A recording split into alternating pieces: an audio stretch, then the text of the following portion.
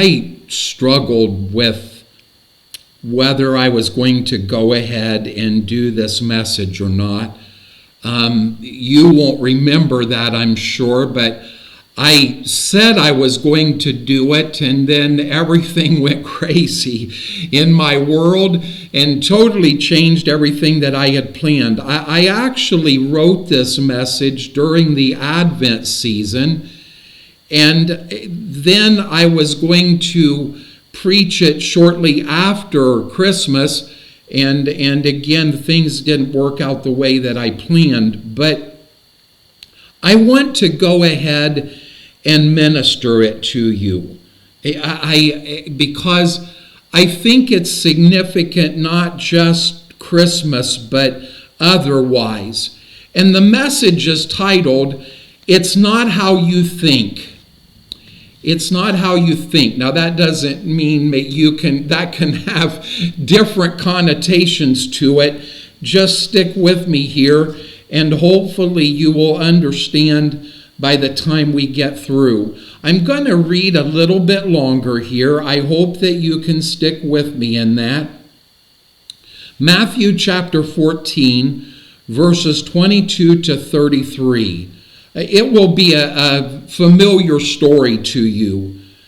And straightway Jesus constrained his disciples, or basically he ordered them to get into a ship and to go before him unto the other side while he sent the multitudes away. And when he had sent the multitudes away, he didn't go join the disciples on the ship. He went up into a mountain apart to pray. And when the evening was come, he was there alone. But the ship was now in the midst of the sea, tossed with waves, for the wind was contrary. And in the fourth watch of the night, Jesus went unto them, walking on the sea. And when the disciples saw him walking on the sea, they were troubled, saying, "It is a spirit," and they cried out for fear. But straightway Jesus spake unto them, saying, "Be of good cheer. It is I, be not afraid." And Peter answered him and said, "Lord, if it be thou, bid me come unto thee on the water." And he said, "Come." And when Peter was come down out of the ship, he walked on the water to go to Jesus. But when he saw the wind boisterous, he was afraid. And beginning to sink, he cried, saying, "Lord, save me." And immediately Jesus stretched forth his hand and caught him and said unto him, "O thou of little faith, wherefore didst thou doubt?" And when they were come into the ship, the wind ceased. Then they that were in the ship came and worshipped him, saying, "Of a truth, thou art the Son of God." It is really rare that God comes in the way that you think that he will. It really is. In Isaiah chapter 9, verse 6, one of the most powerful verses describing the coming Messiah, which is Jesus Christ, it gives him several names, reveals the fact that this wasn't just some teacher. This wasn't just some prophet. This wasn't just some good man that was coming. His name will be called Wonderful, Counselor, Mighty God.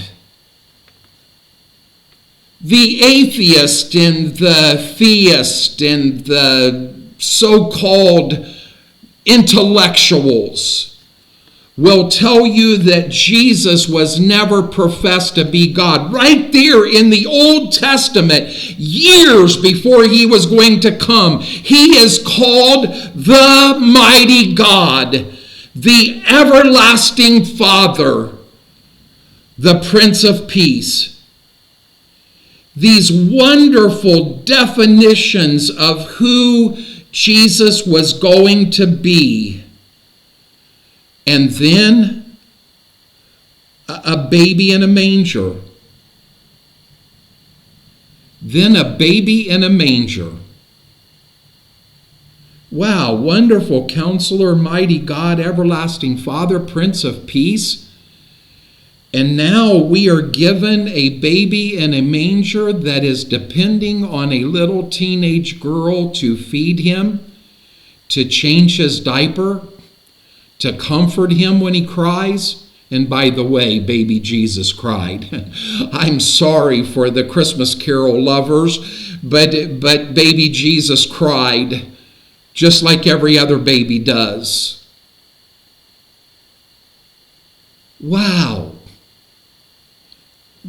God, you know, when I read and I think honestly that's why some of the Jewish people had a struggle in this, because they didn't read the whole story. They just read little parts of the story. They didn't have access to all the scriptures. And much like what goes on today, the theologians and the priests and the Pharisees only told the people part of what the scripture said, because they weren't interested in teaching people the truth. They was interested in controlling them. So people twist and warp the scriptures. God says, bring all your tithes into the storehouse. So that means send $1,000 a month to me. They warped it. And so when a baby shows up in a manger, you know what's cool? The shepherds didn't ask any questions about any of that. They were told by the heavenly host, and they went and worshiped him. The kings had studied what was to come, and so when they recognized that that time had come, they went and worshiped him.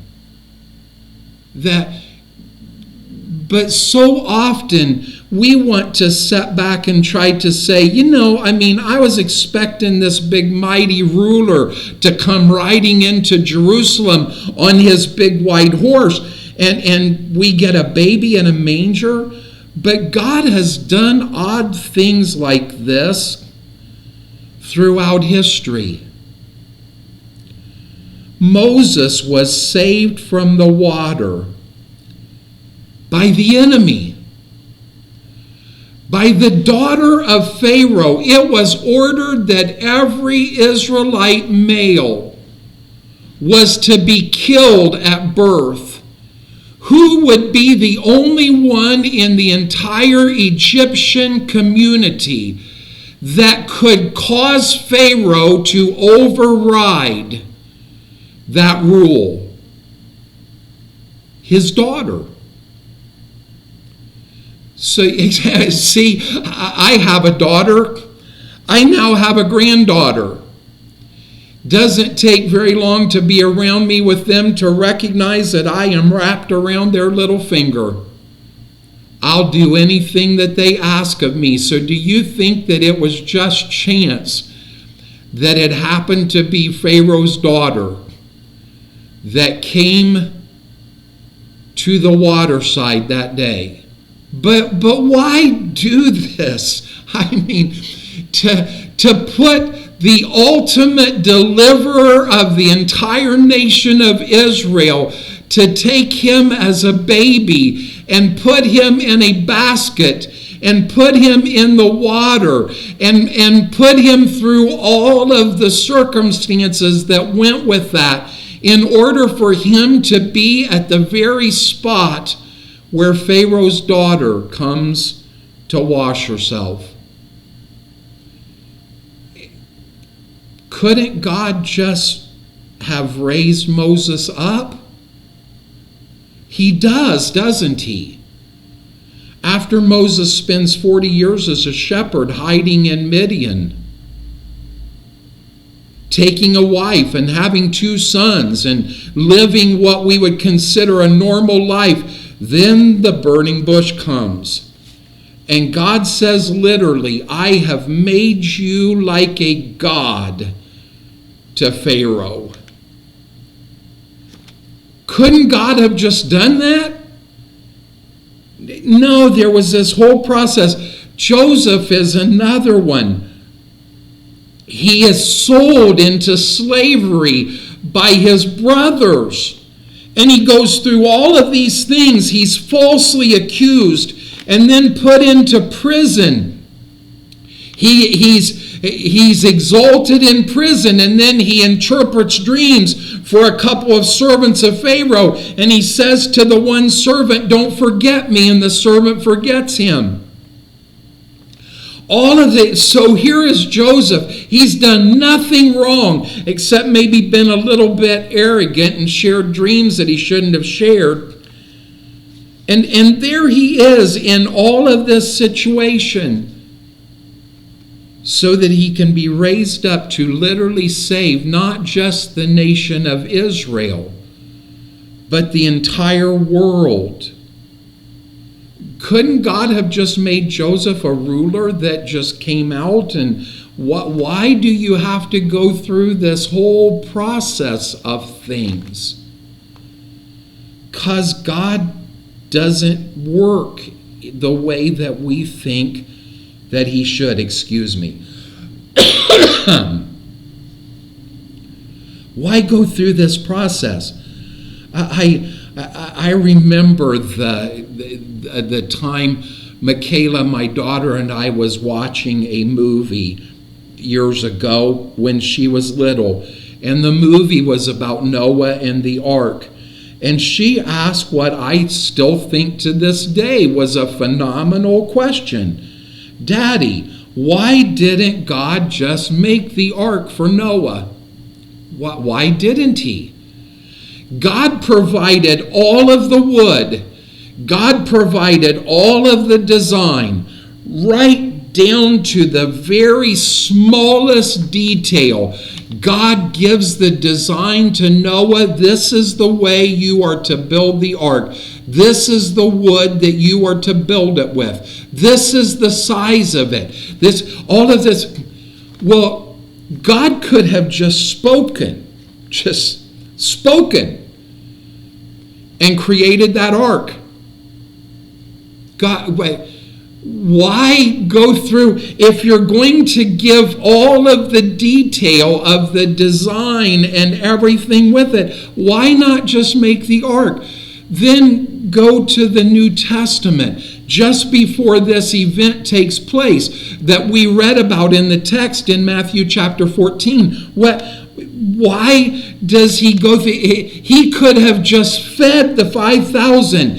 He had the power that he could have provided. He was the bread of heaven that came down. The manna was a representation of him. God provided for millions of Israelites by causing the dew to crust and make into this seed, this piece of bread that God did. God could have done that. Instead, Jesus goes through this whole thing of taking a few fish and a few loaves of bread and breaking them and feeding the 5,000 that way. Why? Why does God do what he does? We try really, really hard in modern Christianity to put God into a box, to fit into our design and our thought of what God should be. And I dare say to you that we probably have destroyed lots of Christian lives by doing that. Let me give you an example. If you just had enough faith, this sickness would go away. I can't tell you, let me tell you, I can't tell you. I couldn't total up how many times I have sat in my office, sat at my house, sat at other people's houses with them in absolute despair, weeping and crying, saying, we were told if we just prayed and trusted God that God would heal them. And he didn't. Is God a liar? Does God not do what he says he will do? Yes, he does. The people that tell you that are the liars. Because we try to put God in this box and say, well, if you're going to be a Christian, then you need to be a Christian the way that I tell you. If you're going to be a minister, then you need to be a minister the way that I tell you. Steve Taylor had a song years ago that we used to do when I worked in the pizza shop. I want to be a clone. That's the attitude of what we have. Don't think that you can go do anything for God. You need to be a clone just like me. You can thank God today that you don't need to be like me at all. God can use you right where you are in some of the strangest ways. Jesus sends them out. He constrained them. He put them in a boat. And he sends them out and then goes up onto a hillside and watches the storm come. Did you hear me? Did you hear me? He watches the storm come. Why didn't he just stop the storm? He had done that, you know. He would do that again. Just a short time later, he will stand up and say, "Peace, be still," and the storm will stop. Why didn't he just do that? Instead, there's this whole scene of them being afraid, thinking they are going to die. And Jesus comes walking on the water. And Peter says, "If it's you, tell me to come to you." Jesus, no fancy message. No, if you give me $1,000 a month, I will empower you to do this. No phony lines, no special promises, no anything. Jesus just says, "Come." Peter, you want to step out of the boat? Come.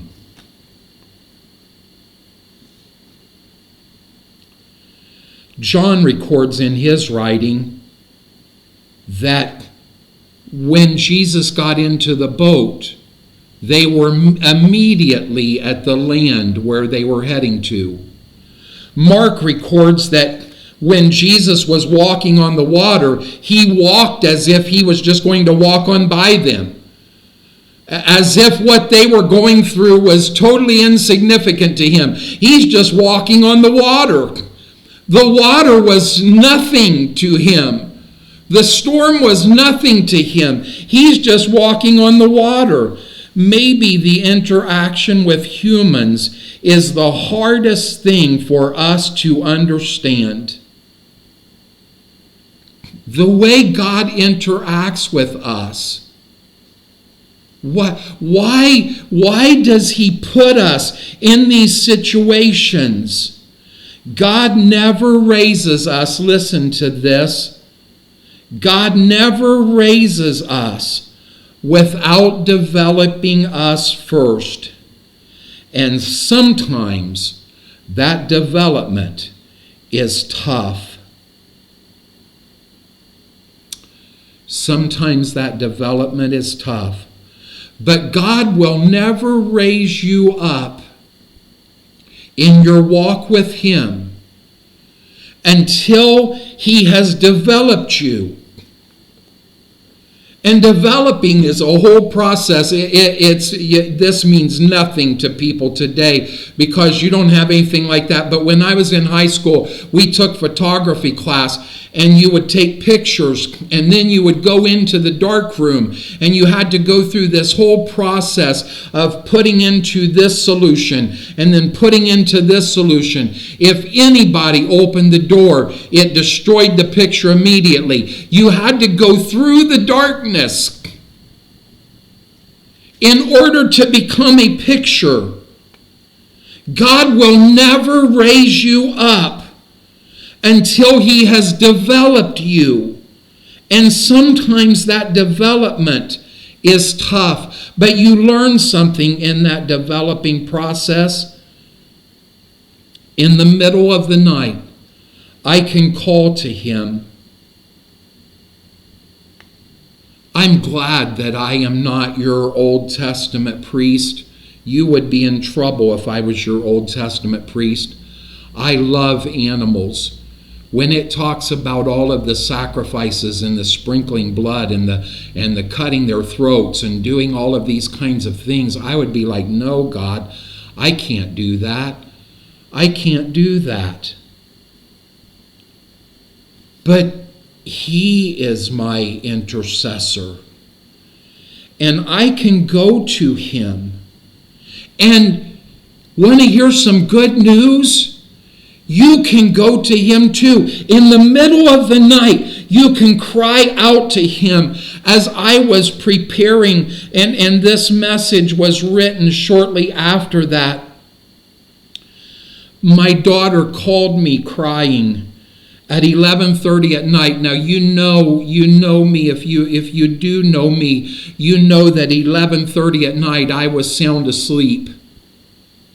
And she called me and she said, Daddy, Perpetua, my granddaughter, is on her way to ER with me. She can't catch her breath. I'm hundreds of miles away. At best, if I would have gotten dressed and jumped in the car right then, it would have been 6 hours to get there.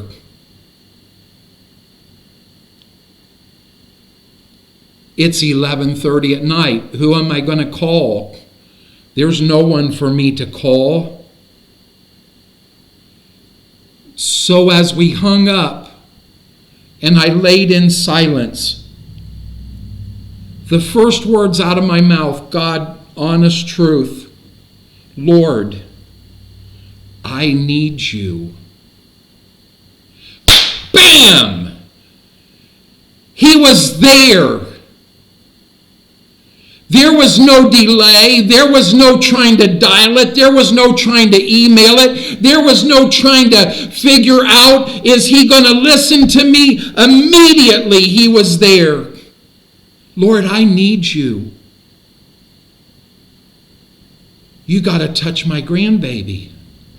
I was thinking of years ago when my daughter woke up unable to breathe, and I had grabbed her and just told my wife, I'm headed to ER. I'll let you know. And I put her into the car, not in a car seat, and drove her to the hospital. And God was there too. See, in his developing us, it is in the trying of our faith that our faith is developed. If God never tests our faith, we will never develop patience, and we will constantly be driven around on the waves. But I knew in my room that night, I knew God was there, and I called out to him, and just a short time later, Michaela called me. They got her cooled down. She's breathing better. If everything stays right, they'll send her home. And they did. See, his ways are not our ways. And I'm left in awe of him. Because no matter how he does it, no, and it isn't how I think he should do it.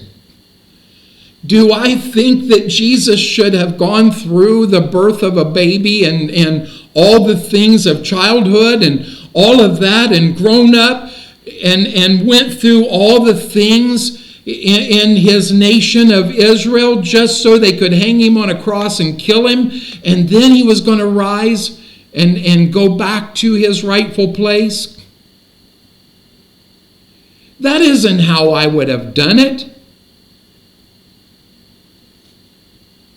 But no matter how God does it, he always comes. He will always be there. I will never leave you or forsake you, even to the ends of the world. No matter where you go, no matter where you can go, no matter where you choose to go, it doesn't make any difference. God may not come the way that you think that he will, but he will always come. See, he had promised the Israelite nation that he was going to deliver them from the years of slavery, and he did. He had promised Jacob that he would take care of him, and he took care of him and all of his seed by raising up Joseph. Then he used that situation with Joseph to put the Israelite children into the place that they would become slaves, so that then he could raise up Moses to deliver them again. I don't know. And I'm never going to be smart enough to figure it out. I look at those situations, and that's why I have said before, I will say that to God. God, I absolutely trust you without question, but right now, I've got to be honest. I don't understand you a bit. I'm sure in heaven that God smiles. See, the reason that these disciples went through these experiences is because in Hebrews 12 it talks about that God will shake everything that can be shaken, so that what is left can't be shaken. And God develops us so that once we are developed, we become a treasure. Because, see, those pictures that we developed back then would still be treasures. But it took a lot to get there. And it does. That's why God takes us through this. I've quoted this before, but it's one of the most powerful lines in Christian music as far as I'm concerned. There's a place where fear has to face the God that you know. There's a place where fear has to face the God that you know. There's a place where worry, discouragement, despair, anxiety, all of that, there's a place where that has to come face to face with the God that you know. And the God that you know doesn't operate the way that you think he will. But he always comes. Praise his name. If you are struggling today, reach out to him. Just take a moment to cry out to him. You might be surprised how fast you come to the recognition that he's there, even if he has to walk on the water to get to you, or even if he has to teach you how to walk on the water.